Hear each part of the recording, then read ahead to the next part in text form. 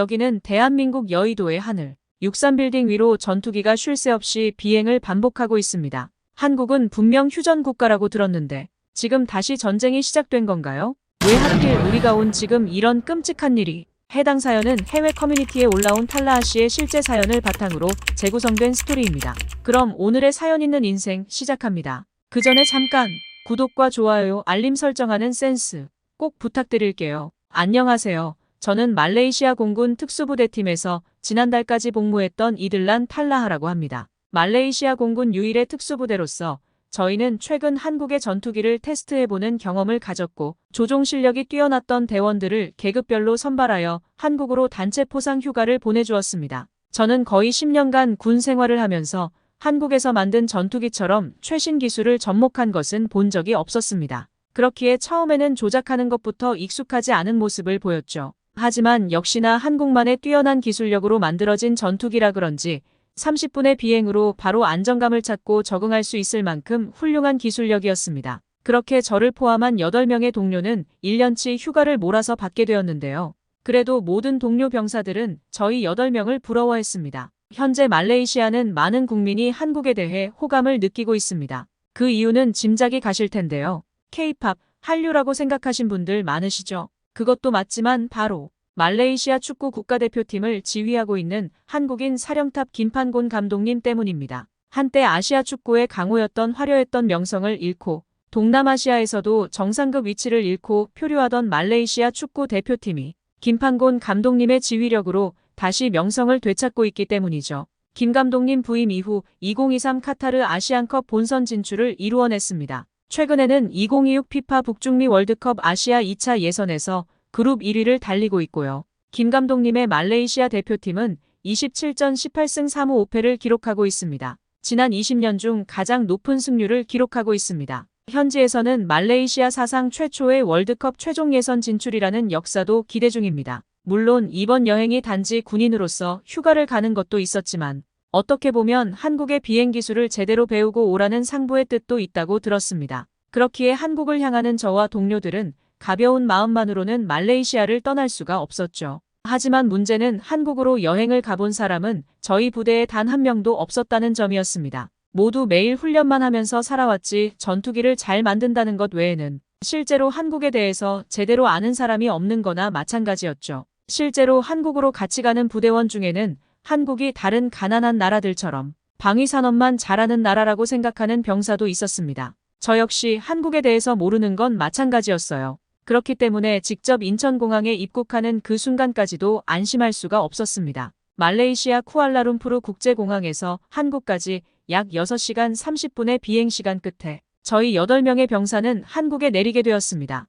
인천국제공항을 가득 채운 외국인 관광객들을 보고 저희 말레이시아 특수부대원들은 압도를 당할 정도였는데요. 정신이 없어서 인천공항을 제대로 구경도 못한 채 입국장 앞에 도착했고 너무 천천히 줄어드는 입국 심사줄 때문에 짐이 많았던 저희 부대원들은 많은 피로감을 느꼈습니다. 하지만 자세히 보니 한국인들은 대기줄을 거치지 않고 지하철을 이용하듯 빠르게 입국 심사를 통과하고 있더라고요. 저희는 곧 왜 이렇게 입국 심사가 늦어지는지 그 이유를 파악할 수 있었습니다. 바로 일본에서 온 단체 여행객들이 문제였습니다. 거의 200여 명 정도로 보이는 일본 관광객 중에는 일본 여권을 숨기고 한국 여권을 보여주며 자기는 부모 한쪽이 한국인인데 왜 다른 한국인들과 차별하며 입국 심사를 늦게 해주냐고 깽판을 치는 일본인들이었죠. 일본인들 때문에 뒤에 줄 서 있던 저희를 포함한 다른 외국인들이 피해를 보고 있던 거였죠.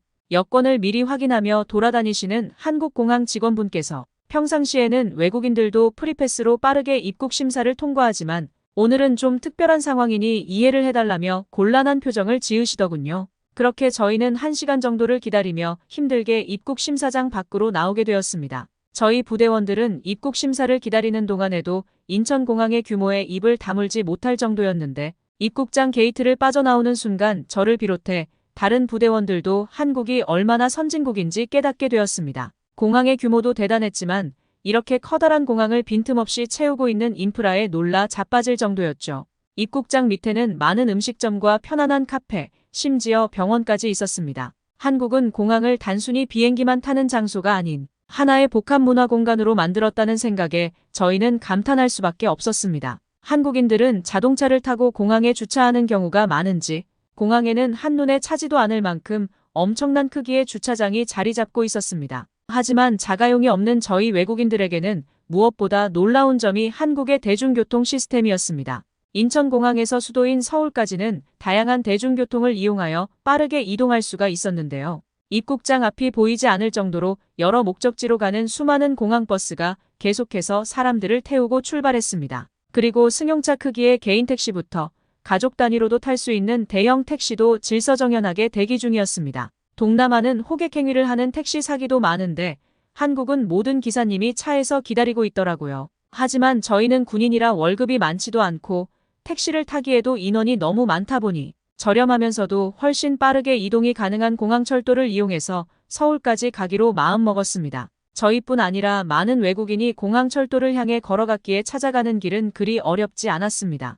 하지만 문제가 생겼습니다. 저희 동료 병사 중에 지하철을 처음 타는 탈라하라는 부대원이 있었는데요. 지하철을 처음 타다 보니 문틈 사이로 발목이 끼어버리는 사고가 났습니다. 저희가 특수부대원이지만 이런 상황은 처음 겪다 보니 모두 어쩔 줄 몰라 하고 있던 그때 휴가 나온 것으로 보이는 젊은 한국 군인이 비상벨을 누르고 어디론가 전화를 하더라고요.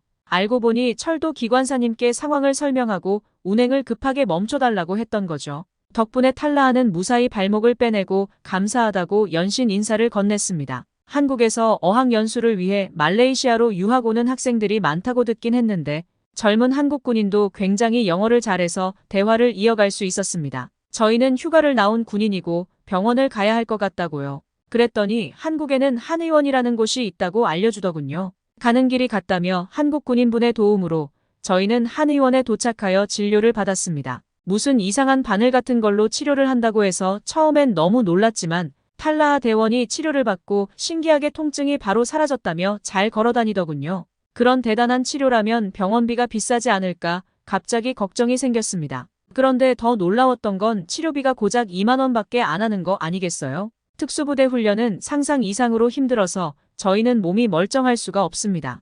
2만 원이라는 말에 나머지 7명의 부대원도 각자 아픈 부위를 얘기하며 침 치료를 받았고 모두 말도 안 되는 기적의 치료라며 감탄을 했습니다. 하지만 한의사 선생님께서는 적어도 3번 정도는 더 치료를 받았으면 좋겠다고 하시더군요. 말레이시아에서 외국인이 3번의 치료를 받으려면 예약만 거의 한 달이 넘게 걸립니다. 그렇기엔 저희가 한국 휴가 일정이 10일뿐이라 안 될 것 같다고 말씀드렸더니 한의사분께서는 한국은 예약 시스템이 잘 되어 있어서 매일 와도 된다고 하셨습니다. 그렇게 건강해진 다리로 TV에서만 보던 서울을 구경하며 첫날을 보냈습니다. 다음날 서울 투어를 위해 이용한 한국의 2층 버스는 그야말로 선진국다운 청결함과 편리함을 보여줬습니다. 사실 말레이시아는 버스에 탑승하게 되면 의자가 너무 더럽고 주변에 먹다 버린 쓰레기도 많을 정도로 더러운 모습이라 빈자리가 나도 서 있는 경우가 많거든요. 하지만 한국 버스에서는 모든 시민들이 자리에 앉아 있었습니다. 저희 특수부대원들도 서로 빈자리를 찾아서 앉게 되었고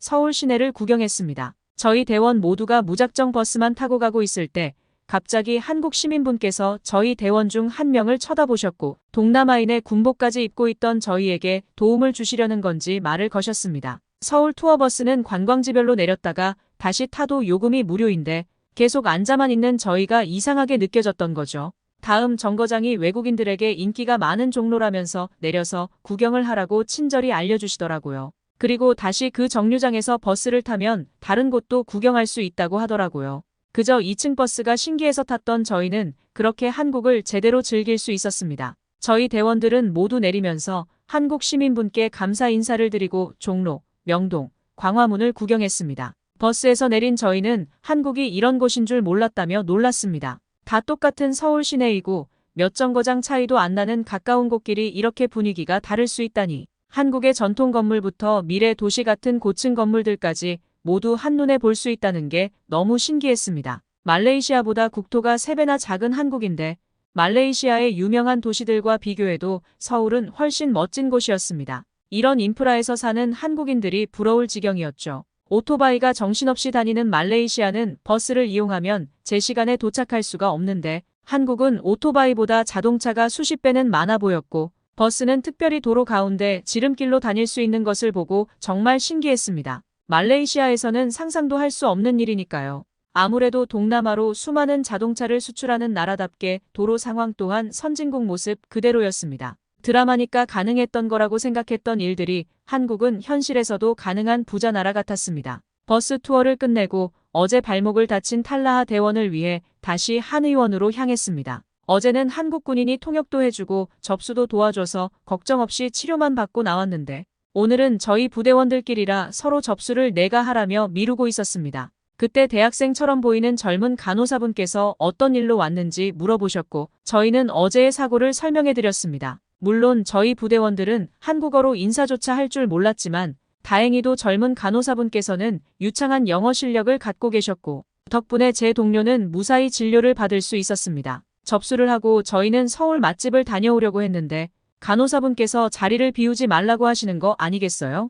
말레이시아에서는 진료 예약을 해도 몇 시간은 기다려야 했기에 당연히 한국도 그럴 줄 알았는데 한국은 다 예약 환자만 받고 있어서 10분 이상 기다릴 필요가 없다고 하더라고요. 말레이시아는 군인에 대한 혜택이 있기는 하지만 병원 수가 너무 적어서 수많은 군인들이 치료를 받으려고 몇 달씩 기다리는 건 기본이고 아무리 군인이라도 보험이 적용되지 않는 질병이 있다면 그 병원비는 감당이 안 되는 수준이기도 합니다.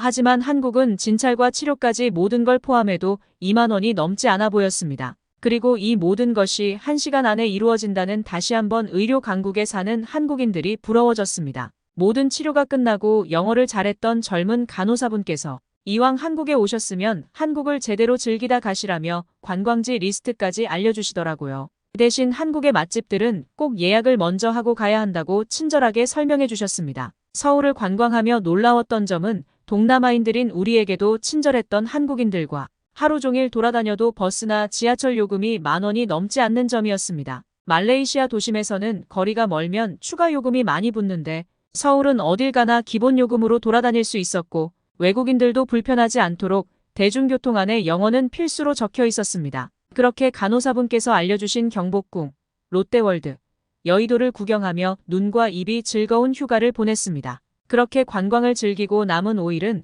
한국 방문에 주목적이었던 비행 기술을 실습하러 출발했습니다. 저희를 통솔했던 가장 선임이었던 다하리 대위는 한국에 방문 중인 말레이시아 국방부 직원분에게 연락했습니다. 자신들보다 현장에서 직접 뛰는 저희 특수부대원들이 현장을 배우는 것이 더 중요할 것 같다며 경남 사천에 있는 카이 방문을 비롯해 여러 한국의 필수 방문 코스를 함께 견학할 수 있도록 일행으로 참여시켜 주신다고 하셨습니다. 뉴스를 보신 한국분들은 아시겠지만 2023년 5월 저희 말레이시아는 한국 카이의 F-50 전투기를 18대 수입하는 최종 계약식을 진행했습니다. 말레이시아 총리가 4번이나 바뀐 지난 7년 동안 한국은 꾸준히 관심을 보였으며 러시아, 체코, 중국, 인도, 터키까지 6개 국가의 대표업체가 참여한 경쟁이 치열한 입찰 공고에서 한국의 FA-50 기종이 단독으로 선정되었습니다. 저희 말레이시아 공군의 요구도를 유일하게 만족하는 기종이었기 때문입니다. 계약은 했지만 전투기가 만들어서 오기까지는 오랜 기간이 걸리기 때문에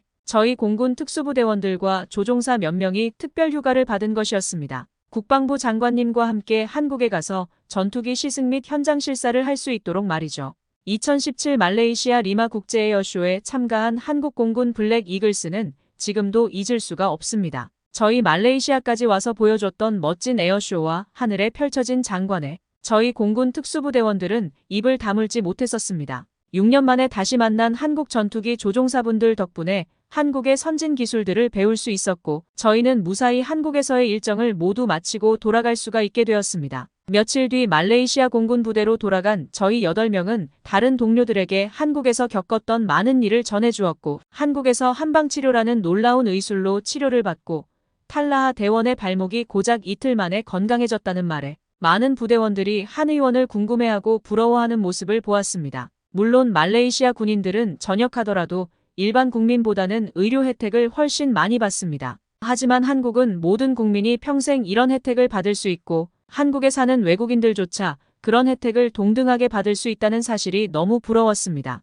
그저 전투기를 잘 만들고 축구를 조금 잘하는 나라인 줄 알았던 한국이 문화적으로나 의료적으로나 모든 게 말레이시아보다 훨씬 선진화된 시스템을 가진 나라라는 것을 느낀 충격적인 단체 휴가였습니다. 한국의 전투기, 축구뿐만 아니라 모든 면에서 부러움을 느낀 말레이시아에서 온 사연이었습니다. 오늘의 이야기 어떠셨나요? 탈라하 씨에게 응원의 댓글을 아래에 남겨주세요. 감동을 받으셨다면 구독과 좋아요, 알림도 꼭 눌러주세요. 끝까지 시청해주셔서 진심으로 고맙습니다. 지금까지 따뜻한 이야기를 전하는 사연 있는 인생이었습니다.